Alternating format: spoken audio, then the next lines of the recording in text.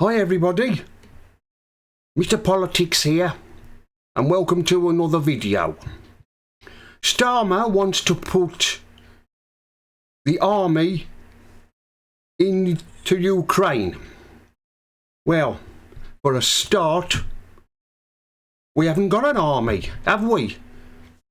Every successive government has cut back on the armed forces, especially the army, year after year. Each spending review, the army's been reduced.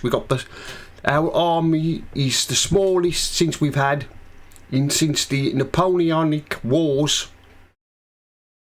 That's how small it is. I mean, you could fit our army now into Wembley Stadium. It's that small.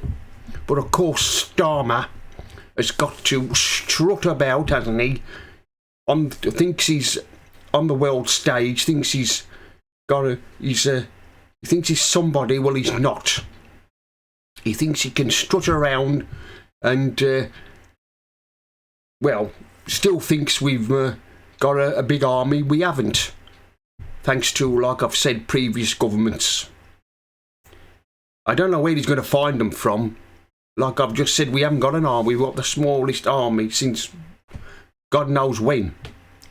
But of course, Starmer, being Starmer, is convinced that we shall have enough soldiers to go into Ukraine for peacekeeping duties. Well, that's not going to happen for a start. I don't think it will. If Parliament ever had a vote, it wouldn't be passed.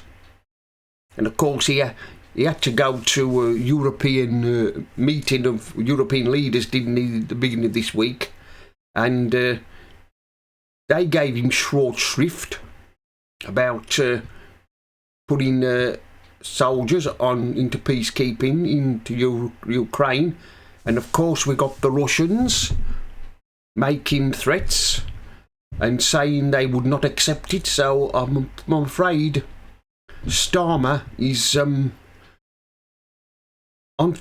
fighting a losing battle. I'm afraid he's not going to get his way. I mean, you'd think that the rest of Europe would also contribute to peacekeeping duties in Ukraine, but they won't. I mean, he's talking about increasing our defence spending, but will Rachel Reeves allow it? Have we got the money? I don't think so. If he does get his way, there's going to be a lot of cuts made in different departments. I'm already saying that benefits will have to be cut and other things be cut as well if we're going to increase our defence spending. Like I've said, this is because over the years our armed forces have had cutbacks. This started with Maggie Thatcher, and now it's continuing with two-tier Kia. Like I've said, he thinks he's a world statesman, and he's not. He's an idiot. He's a complete idiot. He thinks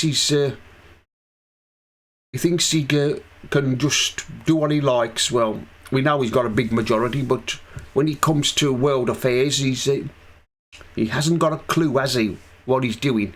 But I don't think it'll happen. He won't get his way, because first thing that's going to happen is that Parliament will have to have a vote on this, and they'll probably vote no to it, not to send our soldiers to Ukraine, and that'll upset him.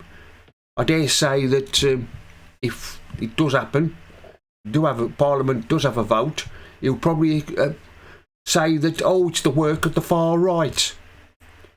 The Conservatives, he'll probably blame them and say they're far right. They won't They won't let me send troops there.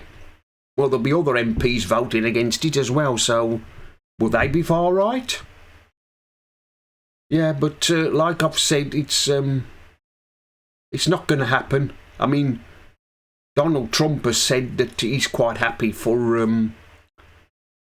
troops to be placed into Ukraine for peacekeeping duties. He's quite happy for that, but the Russians are not. They won't like this at all. They've already said that they won't accept it.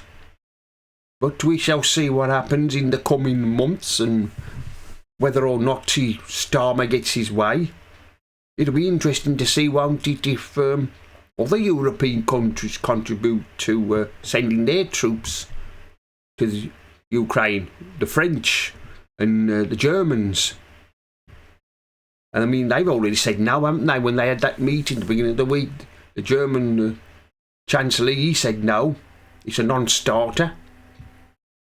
And Europe keeps going on about they want a European army. And they can't agree on anything, can they? It'll all end up in a big argument, which always does. Who will be leading them? Would it be the French, the Germans, or whoever? Well, anyway, that's the end of this video. Mr. Politics signing off. And remember, don't believe the lies.